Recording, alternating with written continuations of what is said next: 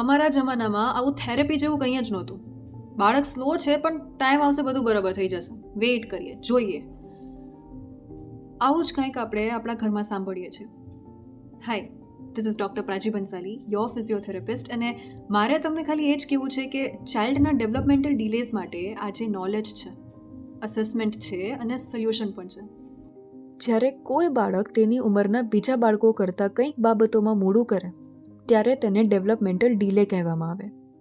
દરેક બાળક પોતાની ગતિએ વિકસે છે, એટલે નાના ફેરફારો માટે ચિંતા કરવાની જરૂર નથી. પણ જો બાળક સતત દરેક સ્કિલમાં પાછળ પડી રહ્યું હોય ત્યારે પીડિયાટ્રિશિયનને બતાવવું જરૂરી છે. ડેવલપમેન્ટલ ડિલેના કારણો ઘણી વખત ટૂંકા સમય માટેના હોઈ શકે છે. જેમ કે બોલવામાં મોડું થવાનું કારણ કાનના ઇન્ફેક્શનના કારણે થયેલું સાંભળવામાં ઓછું થવું પણ હોઈ શકે છે. નાવ સાઇન્સ એન્ડ સિમ્ટમ્સ જે બાળકમાં ડેવલપમેન્ટલ ડિલે માટે વહેલા સંકેત બની શકે છે.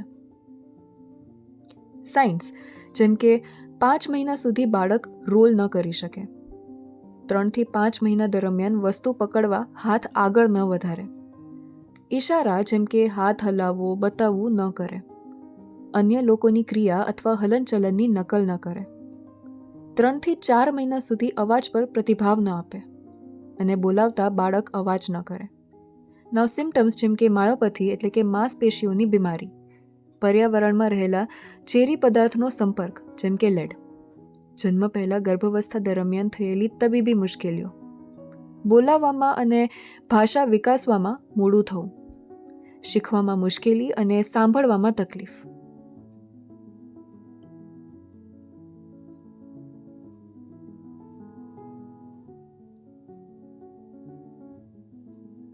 નાવ કોઝિસ લાઇક માતા પિતાની તબિયત અને તેમની આદતો, ગર્ભાવસ્થા દરમિયાન ધૂમ્રપાન અથવા દારૂ પીવું, બાળક સમય પહેલાં જન્મવું, ગર્ભાવસ્થા દરમિયાન થતી મુશ્કેલીઓ, આંખની નજર કે સાંભળવામાં તકલીફ જેવી સમસ્યાઓ,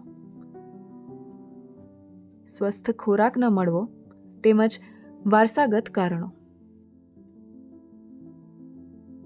તો એઝ અ ફિઝિયોથેરાપિસ્ટ અમારું લક્ષ્ય માત્ર બાળકને ચાલવું શીખવવાનું નથી, પણ તેને યોગ્ય રીતે હલનચલન કરવું, સંતુલન રાખવું અને રોજિંદા કામ પોતે કરી શકે એવો બનાવવાનો છે. For posture and body control.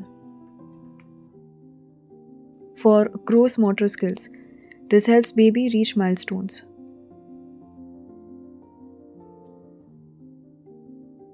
For balance and coordination. For sensory motor integration, this builds brain-body connection. And parent education, because the therapy continues at home as well. સમયસર શરૂ કરેલી ફિઝિયોથેરાપીથી જીડીડી ધરાવતા બાળકોની હલનચલન ક્ષમતા ઘણી સુધરી શકે છે.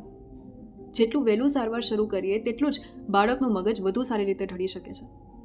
અને ડિલેઝ હોવું એ અશક્ત હોવું એવું નથી. જો યોગ્ય સારવાર અને માર્ગદર્શન મળે તો જીડીડી ધરાવતા બાળકો પણ ઘણો સારો વિકાસ કરી શકે છે. Thank you.